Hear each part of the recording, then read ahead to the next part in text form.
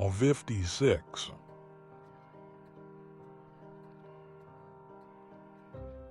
However ambitious either Jabez or his kind fosterers had been to see him a blue-coat boy, the parting between them was a terrible wrench. They were to him all the friends or parents he had ever known.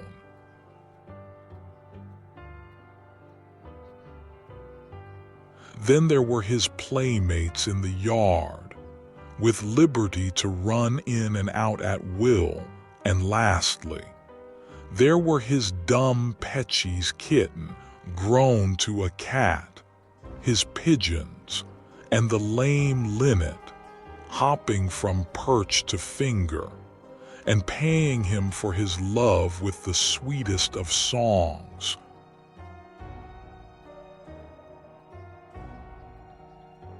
He was not more stunned by the noise and Easter Monday bustle in the college yard, or more awed by the imposing presence of Governor Terry and the Fefis, than by the magnitude, order, and antique grandeur of the building henceforth to be his home.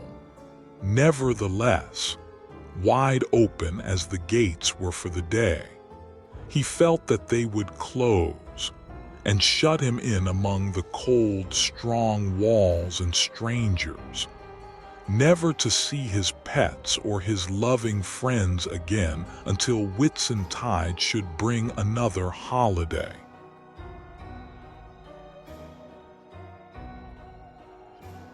They older, more experienced, with a better knowledge of all the boy would gain all the privation and premature labor he would escape felt only how dull their humble home would be without the willing feet and hands, the smiling face, and the cheerful voice of the sturdy little fellow who for more than 7 years had been as their own child.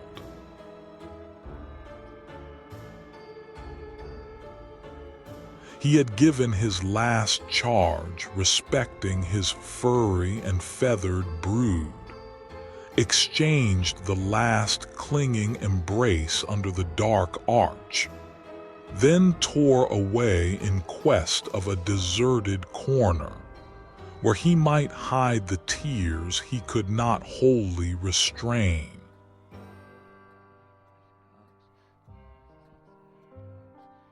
At first the new dress of which he was so proud, the blue stockings and clasped shoes in place of clogs, the yellow baize 57 petticoat, the long-skirted blue overcoat or gown, the blue muffin cap, the white clerical band at the throat, all neat and fresh, and unpatched as they were felt awkward and uncomfortable. Long petticoat especially incommoded him, but in a few days this wore off.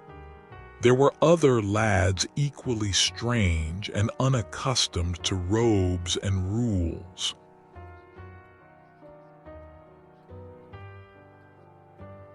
Fellow feeling drew them towards each other, and with the wonderful adaptability of childhood, they fell into the regular grooves, and were as much at home as the eldest there in less than a fortnight.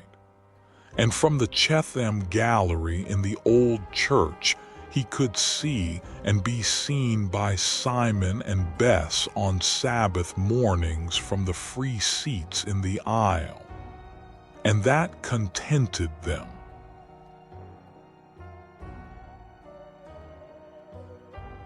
The training and education of the Chatham College boys was, and is, conducted on principles best adapted for boys expected to fight their own way upwards in the world.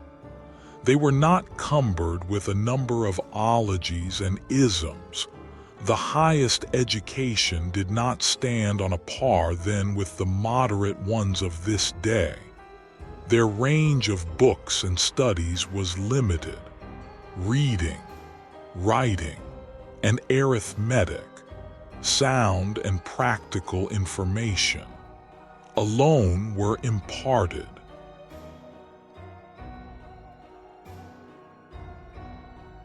So much as was needed to fit the dullest for an ordinary tradesman, and supply the persevering and intelligent with a fulcrum and a lever. Nor did their education end with their lessons in the schoolroom, nor was it drawn from books and slates alone.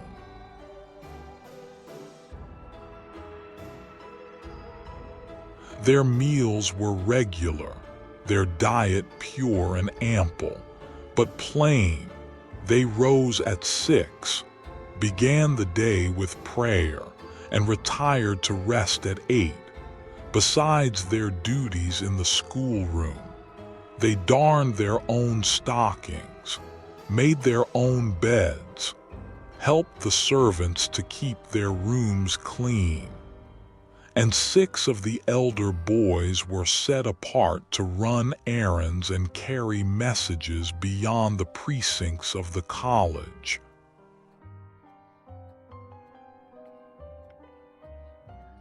Strength of muscle and limb were gained in the open courtyard in such games as trap and football.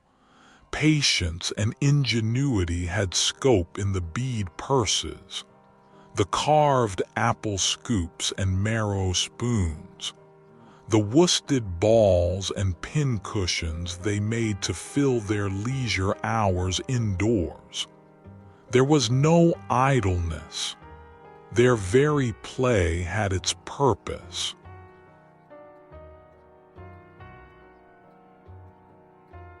Let us set Jabez Clegg under the kind guardianship of Christopher Terry, the governor, and under the direct supervision of the Reverend John Gresswell, the schoolmaster, to con his maver and make pothooks and ladles, on a form in the large schoolroom at the west end of the college, and to rise, step by step, up the first difficult rungs of that long ladder 58 of learning which may indeed rest on our common earth, but which reaches far above the clouds and human ken.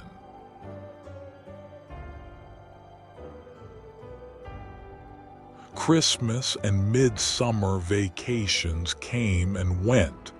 So did those red-letter days of his college life, Easter and Whitsuntide, when he was free to rush to the old yard, so near at hand, and after hugging Bess and Simon, whom he astonished with his learning, could assure himself his dumb family had been well cared for.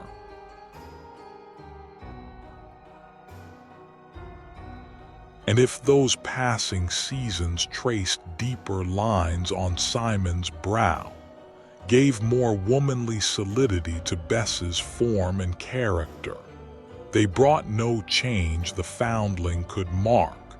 Tom Holmes' whereabouts was still undiscovered. Matt Cooper was still a widower, but they and his masters could note the steady progress he made, and his chivalrous love of truth and sense of honor shone in many ways in little things. Yet there was one event a grief to him. His little brown linnet pined for its young friend.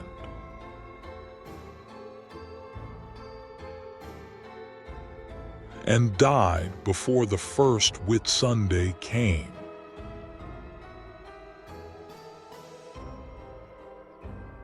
He was not much over 10 years old when he was proved to possess courage, as well as truth and honor.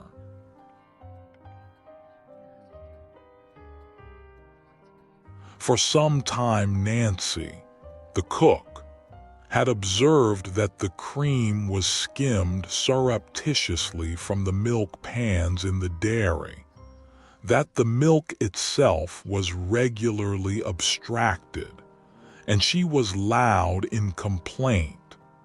She could scarcely find cream enough to set on the governor's table, and servants and schoolboys were in turn accused of being the depredators.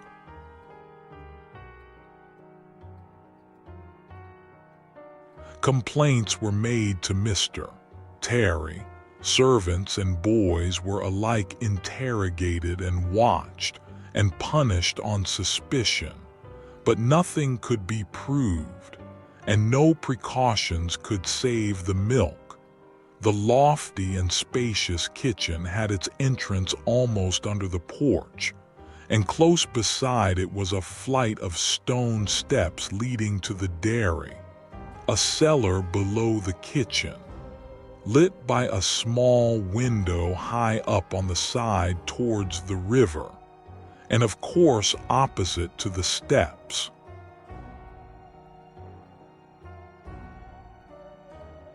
Stone tables occupied the two other sides, on which were ranged a number of wide, shallow pans of good milk. In the extreme corner, at right angles with the door at the head of the stairs, was another entrance, a small open door in a Gothic frame, which opened on another and shorter flight of steps, cut in the rock and washed by the river, which sometimes rose and beat against the cellar door for admission, beat so oft and importunately as to wear away the oak where it met the floor.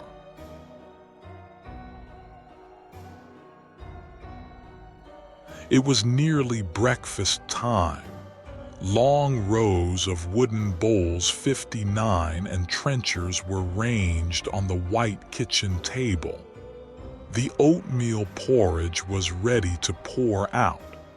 The cook ran short of milk. Through a window overlooking the yard she espied Jabez, whip in hand, driving a biped team of play horses.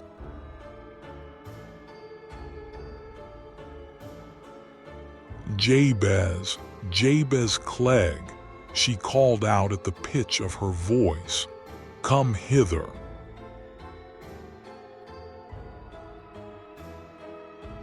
Down went the reins, and the prancing steeds proceeded without a driver.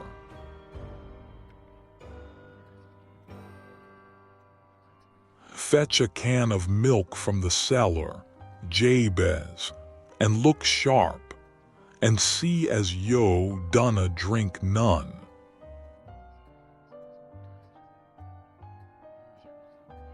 "I never do," said Jabez, not overpleased at the imputation.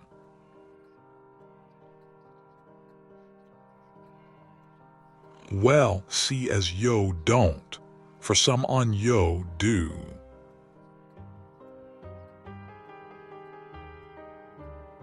Jabez took the bright tin can, without putting down the whip, and descended the unguarded cellar stairs, whistling as he went.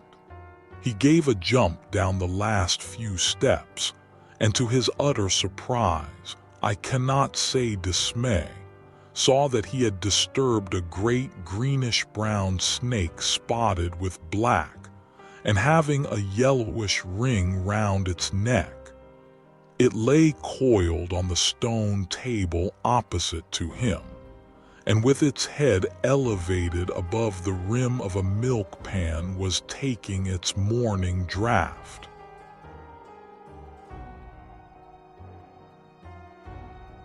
And in so doing reckoning without its host.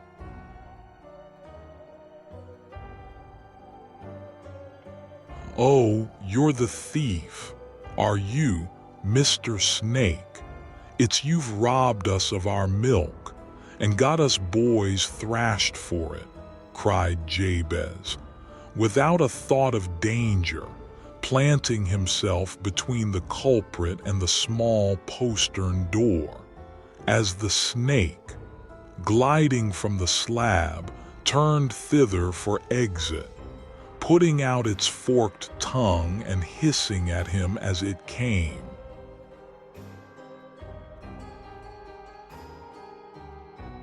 Without thought or consideration, without a cry of alarm to those above, he struck at the threatening foe with his whip, and as the resentful snake darted at him, jumped nimbly aside, and struck again, and as the angry snake writhed and twisted, and again darted its frightful head at him with distended jaws, he whipped and whipped away as though a top and not a formidable reptile had been before him.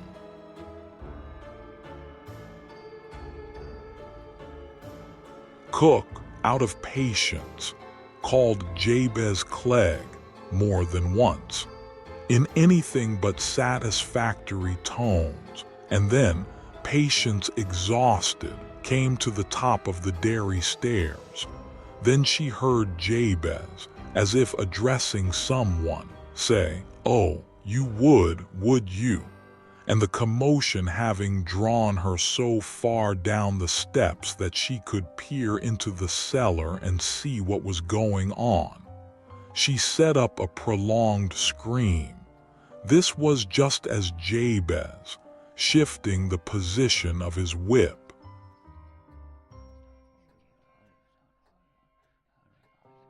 brought the butt end down on the head of the snake with all the force of his stout 60 young arm, and his exhausted foe dropped, literally whipped to death.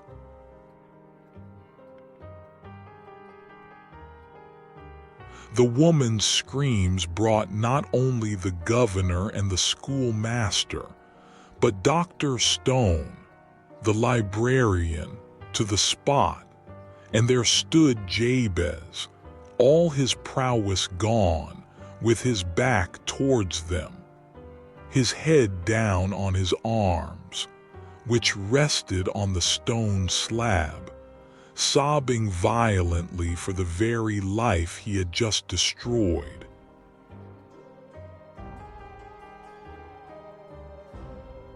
"Oh, he's been bitten, has been bitten. The venomous thing's bitten the lad. He'll die after it," cried the cook in an ecstasy of terror.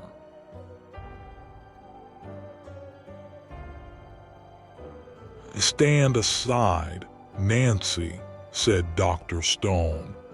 "That snake is not venomous, if I mistake not.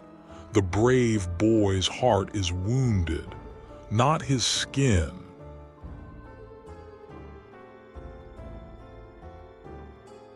And coming down, the kind, discerning librarian lifted the snake with the one hand and took hold of Jabez with the other, simply saying to him,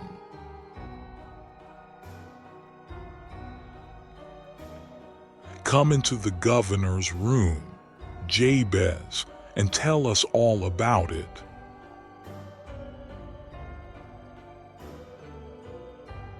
And Jabez, drying his red eyes on the cuff of his coat, was ushered before the doctor up the stairs and into the governor's room, where breakfast was laid for the 3 gentlemen.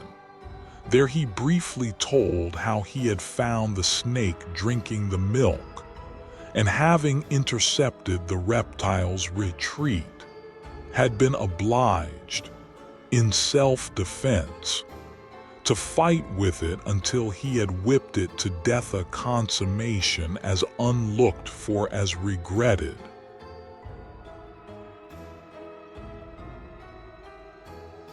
He had not, as at first surmised, escaped unwounded in the contest. But, as Dr. Stone had said, and the surgeon who dressed the bites confirmed, the terrible-looking reptile was but the common ringed snake, which takes freely to the water, and its bite was harmless.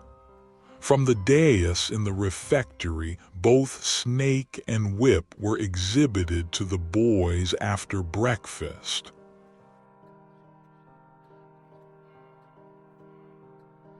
"My lads," said the governor, "I dare say you will all be glad to know that the thief who stole the milk has been taken."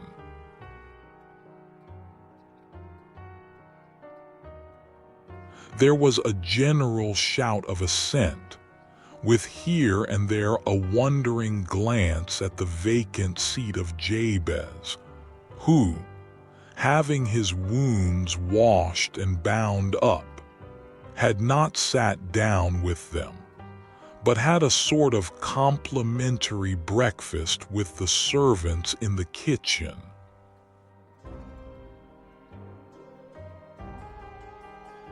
And I dare say you would like to see the thief, and know how he was caught.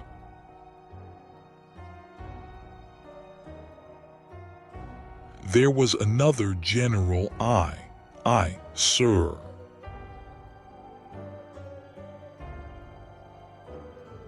A 61.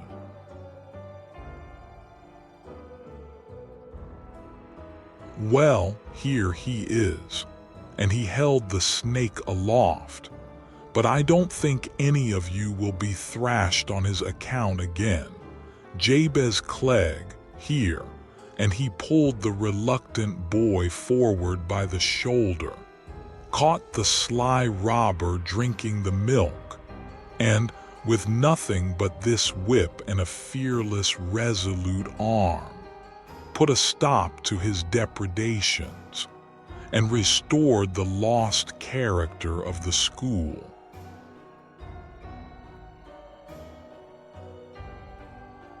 There was a loud hurrah for Jabez Clegg, who, for the time being, was a hero.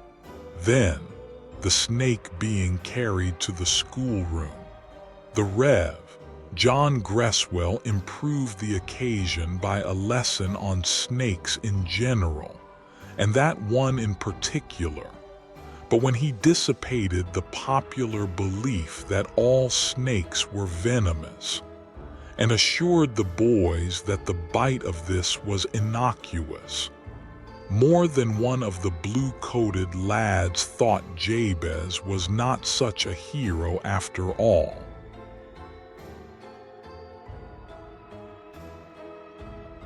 The heads of the college thought otherwise.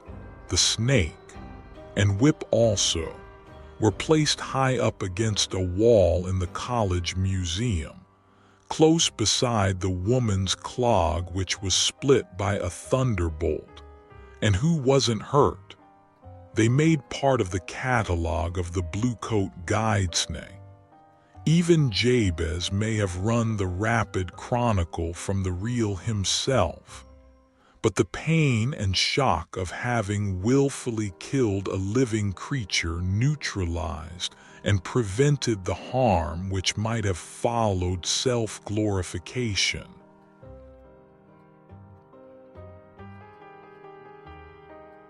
The long, unknown, secret spoiler of the dairy had been such a blemish on the spotless character of the Chatham Hospital, such a scandal in its little world, that its capture became of sufficient importance for Dr.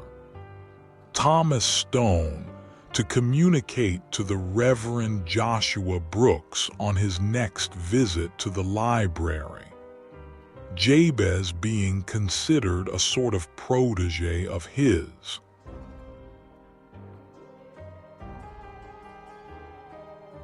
Before the day was out, the parson found his cough troublesome, and of course went to Mrs.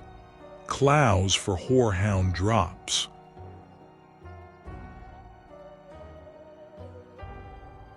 Well, what do you think of young Cheat the Fishes now? Came raspily from his lips as he leaned on the counter, evidently prepared for a gossip. Shop chairs being unheard of superfluities in those days.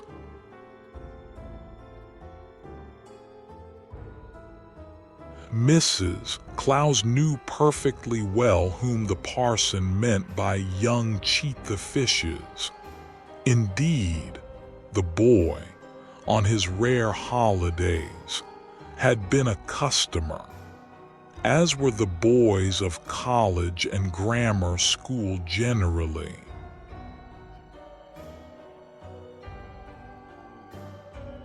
Now, why? What's Th lad been doing? Not wrong, I reckon.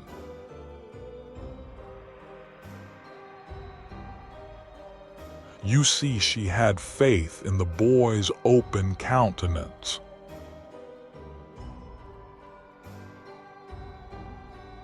A 62.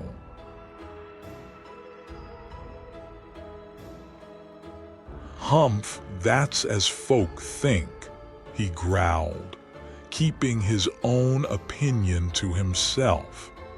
I don't suppose I need to tell you the hubbub there's been over there, jerking his finger in the direction of the college, about the stolen milk. That tale's old enough.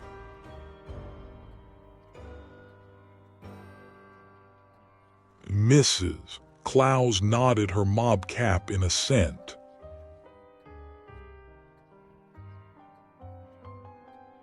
Well, that lad Jabez found a snake, 4 feet long, with its head in the milk pans the other morning.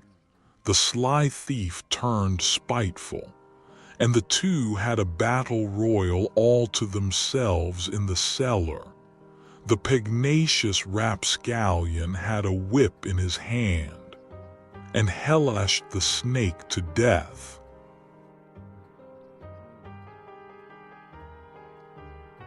Mrs. Clows echoed his last words, and uplifted her hands in amazement.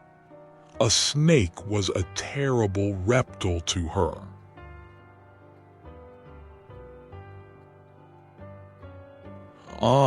And then blubbered like a cry-a-baby because he had killed it. What do you think of that, Dame Clows?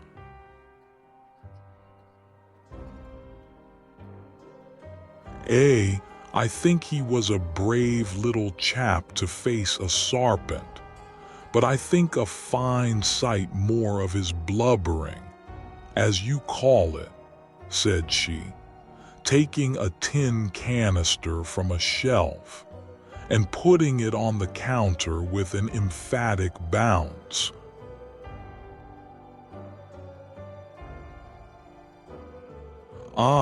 I thought I could match the young fool with an old one, said he derisively, to hide his own satisfaction, as he took his short legs to the door.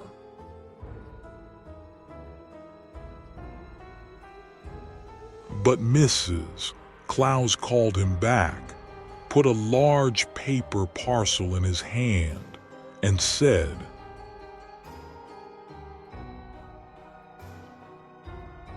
Here, Jotty, see you give these sweetmeats to your cry-a-baby, and tell him an old woman says there's no harm in fighting in self-defense with any kind of a snake, or for his own good name, or to protect the helpless. But if he fights just to show off his own bravery, he's a coward. And you tell him from me never to be ashamed of tears he has shed in repentance for injury he may have done to any living thing. Now see you tell him, Parson.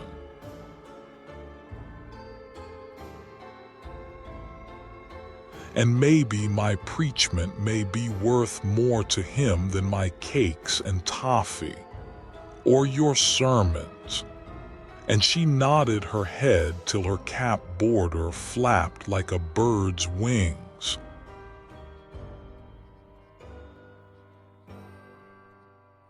"Ah, dame, you'll be for wagging that tongue and much of yours in my pulpit next," said he, gruffly.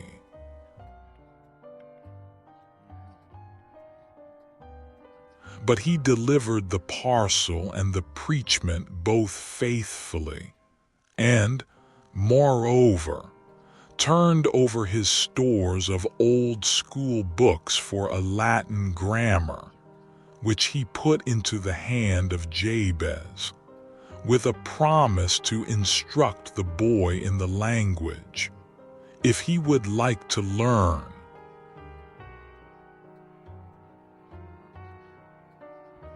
Forthwith Jabez, not caring to seem ungracious, though without 63 any special liking for the task, had to encroach upon his players for a new study, underrated by the pupil, overrated by the teacher.